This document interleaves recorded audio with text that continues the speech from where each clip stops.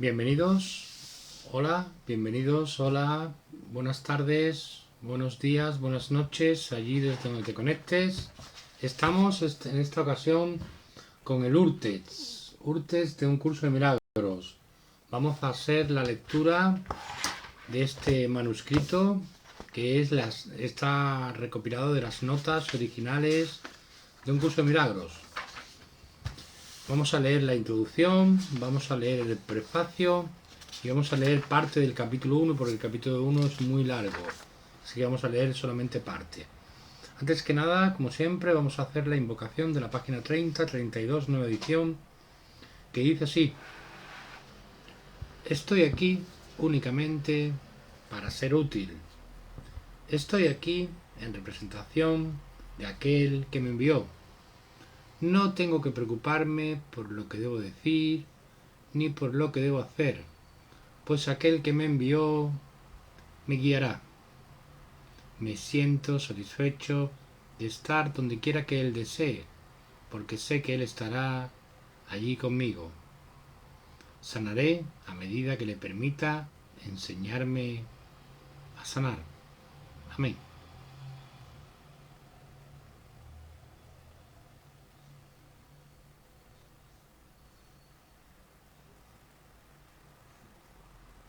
Gracias. Estamos con el Urtext de un curso de milagros. Lo enseño nuevamente, un curso de milagros. Urtext por Jesucristo. Es un PDF que compré del libro principal que existe, que comparte de los capítulos 1 al 6.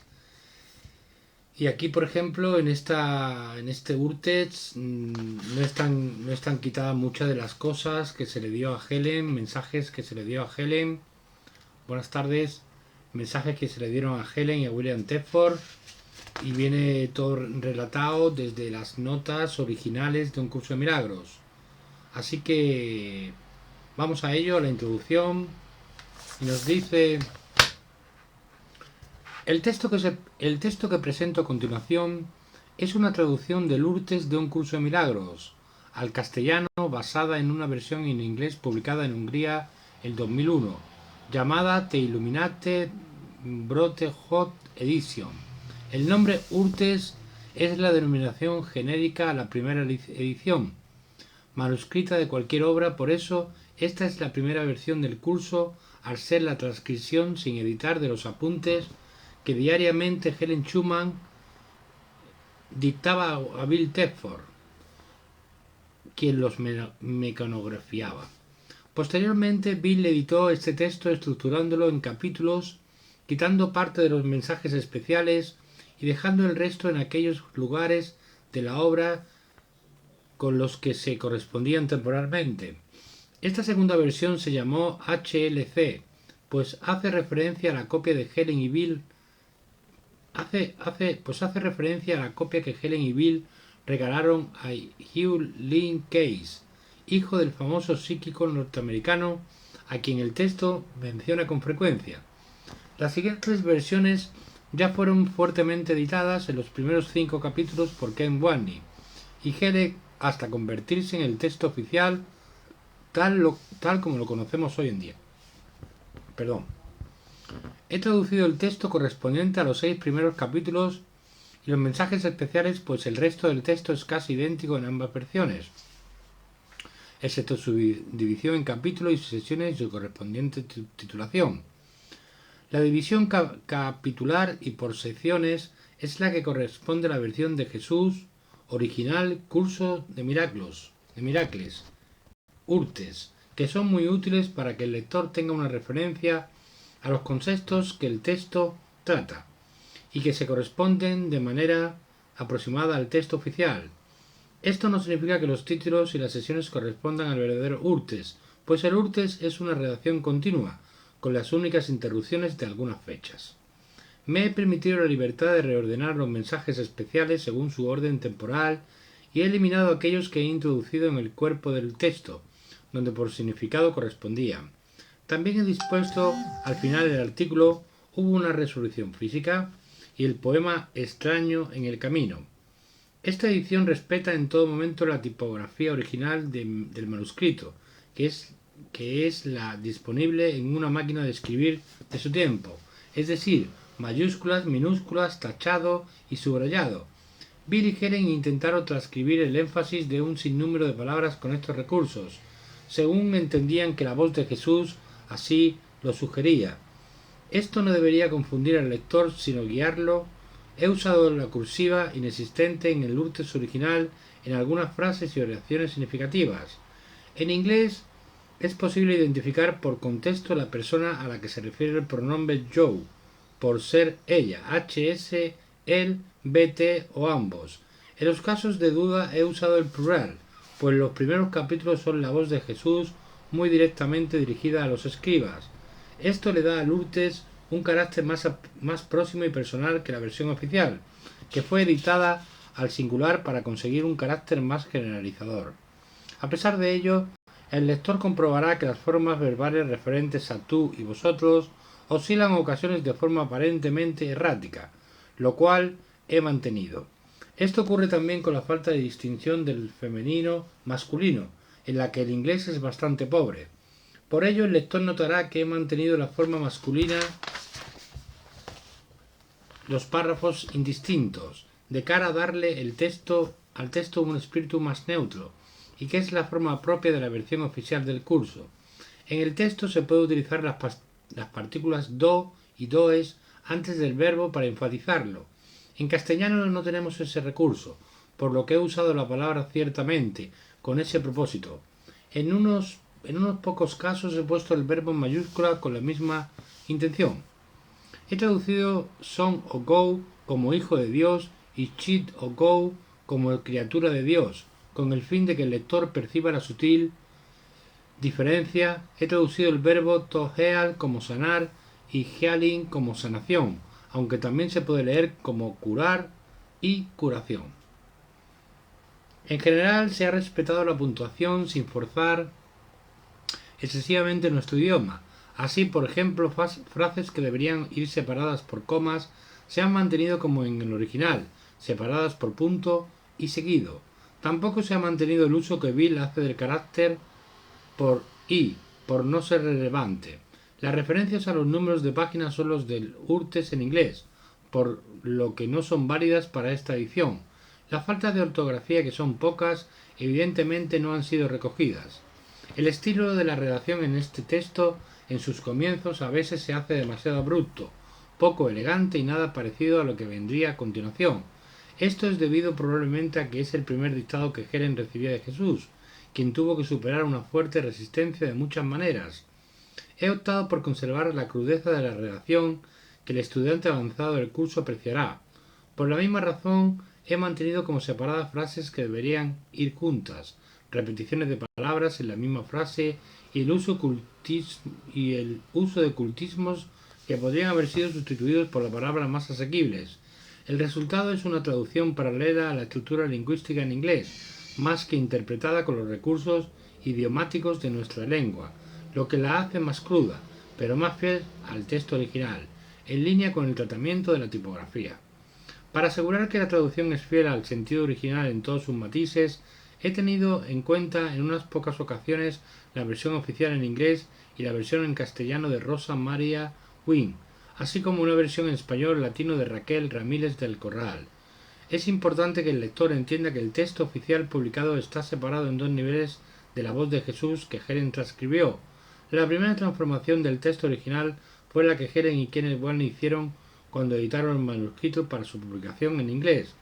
Aquí es donde se encuentra la mayor diferencia, pues las palabras y expresiones originales fueron interpretadas y el texto fue expurgado de todas las referencias personales a los escribas y de algunos conceptos que, en mi opinión, inexplicablemente omitieron. El siguiente nivel de separación es el que hizo la traductora oficial Rosa María Wynn, para conseguir un texto lo más a la vez bello y fácilmente comprensible en nuestro idioma. El lícito objetivo, tanto del editor como de la traductora, fue poner a disposición del gran público las enseñanzas que Jesús dictó a los escribas en un formato que permitiera su mejor aprovechamiento. Este ha sido el producto editorial con el que nos hemos formado todos los estudiantes del curso, que claramente ha demostrado su eficacia. He de reconocer que la traducción de Rosa María Wynne es excelente, pues interpreta a la perfección conceptos que no están lo suficientemente claros en la versión inglesa por su pobre redacción o su ambigüedad. Las libertades lingüísticas que se ha tomado la traductora han producido un texto de fácil lectura y comprensión. Desde aquí mi reconocimiento a su admirable trabajo. Gracias, Rosa María Wynne.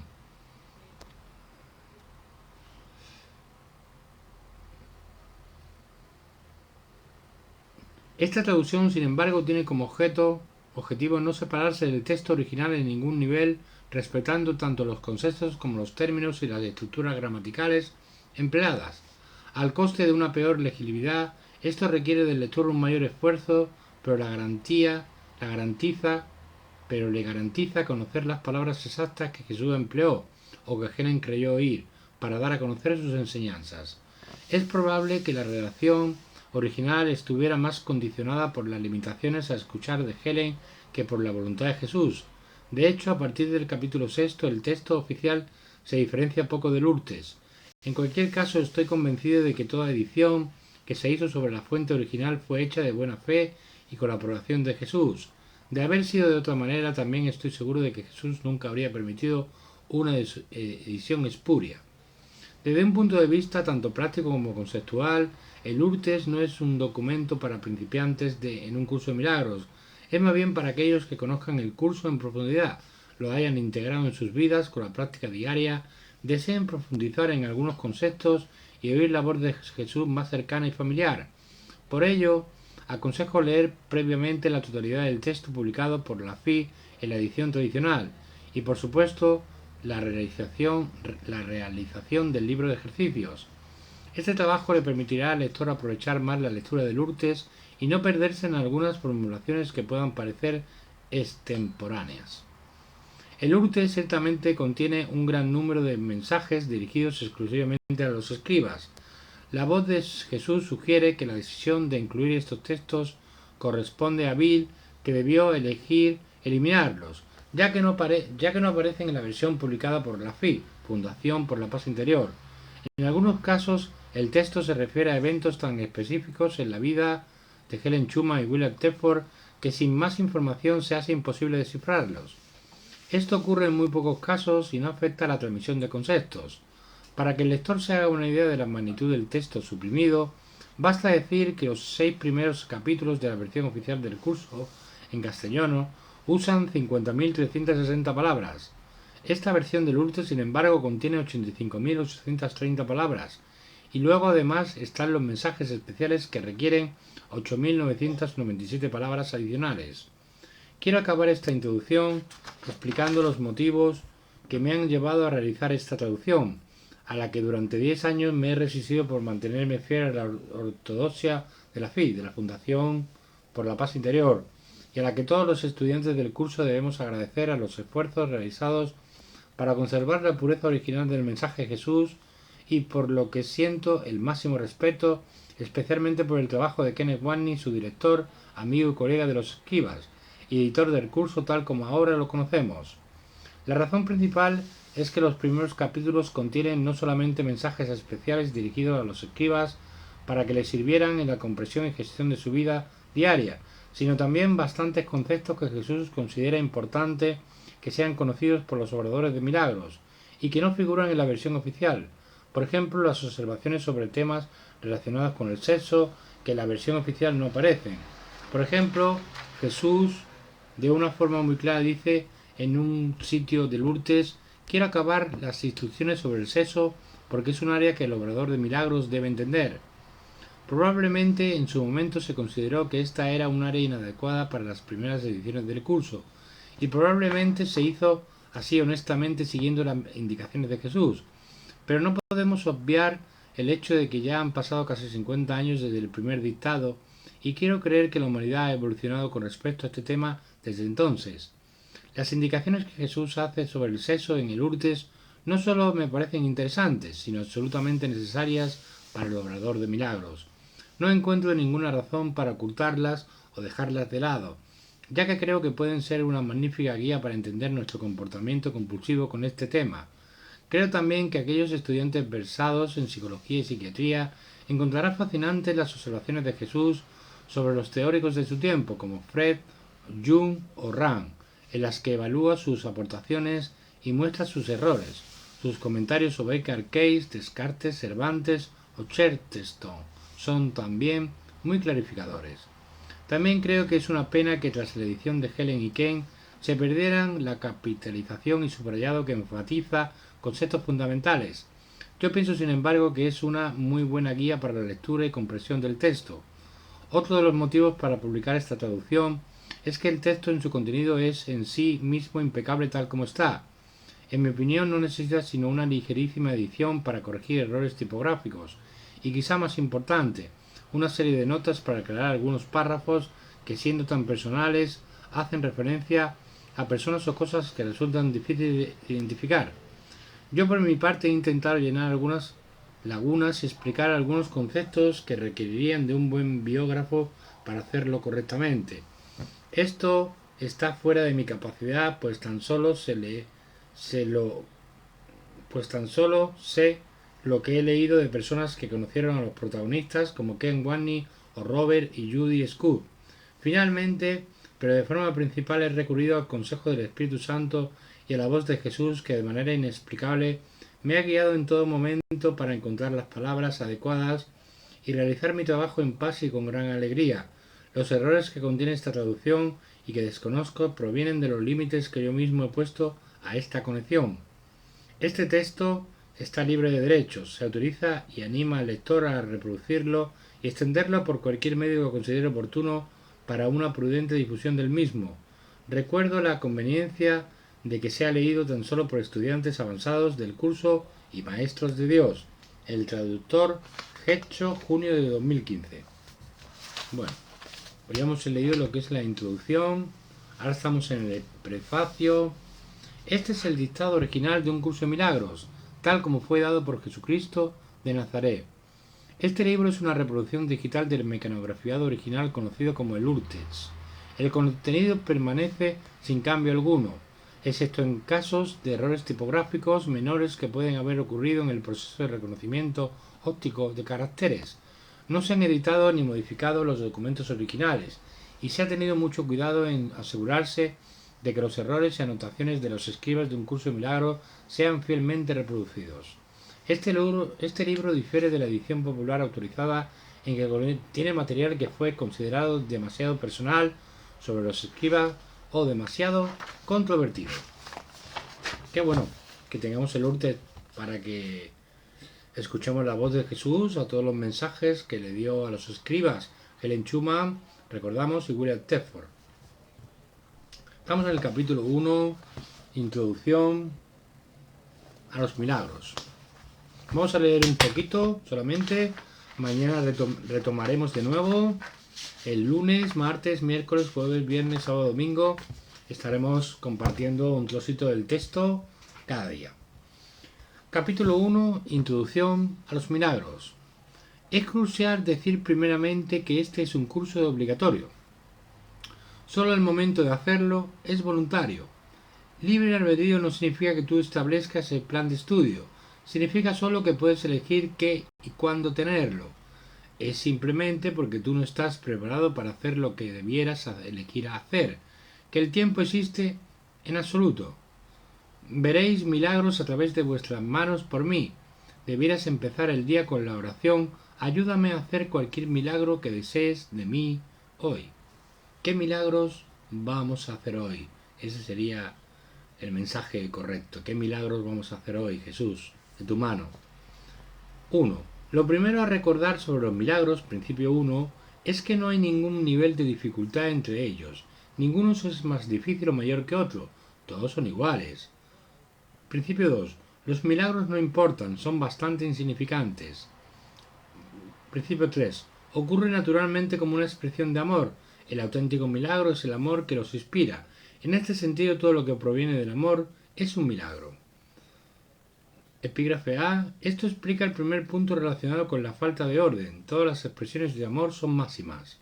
B. Epígrafe B. Es por eso que la cosa en sí misma no importa. Lo único que importa es la fuente, y eso está más allá de toda evolución humana.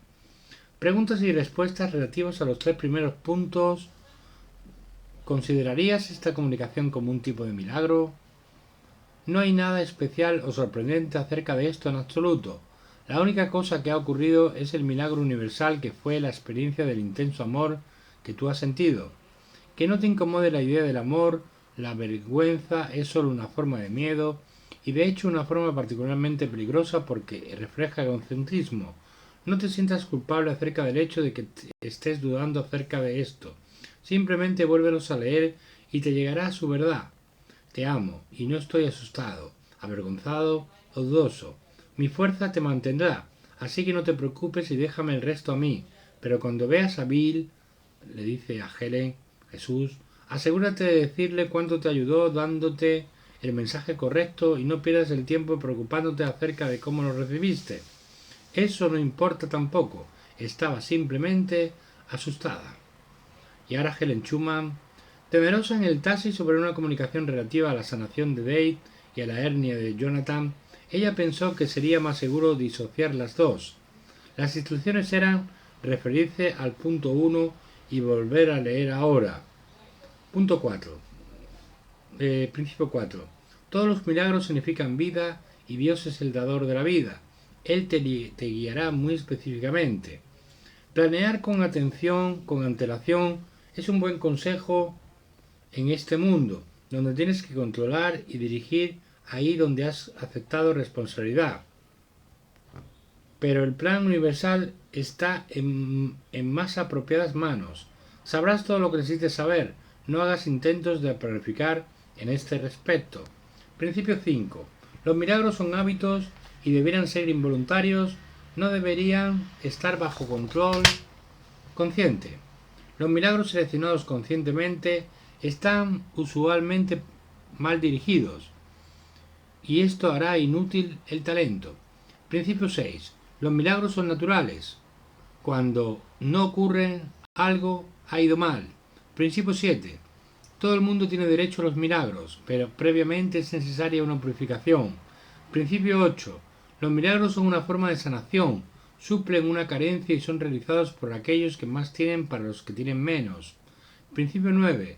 Los milagros son una forma de intercambio, como todas las expresiones de amor, que son siempre milagrosas en el auténtico sentido de la palabra.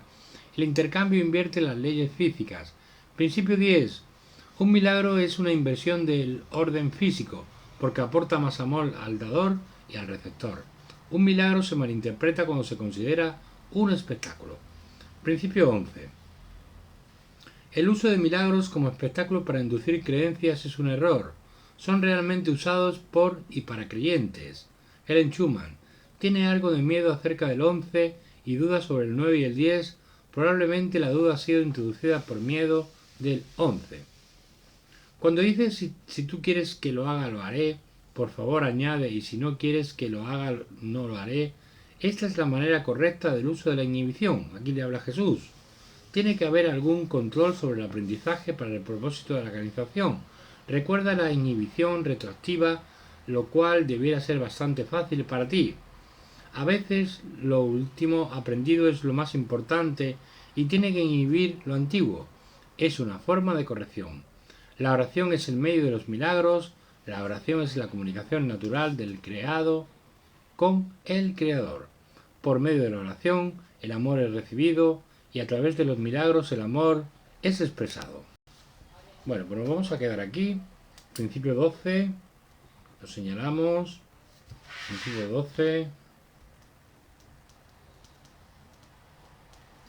Estamos en el capítulo 1, introducción a los milagros. Así que más nada, muchas gracias a todos por estar. Estamos compartiendo el Urtext de un curso de milagros. Estaremos mañana por la tarde también. Lunes por la mañana, sobre las 10 de la mañana. Martes, miércoles, jueves, viernes, sábado, domingo. Así que muchísimas gracias a todos por estar. Muchas gracias por estar aquí. Y feliz tarde. Gracias.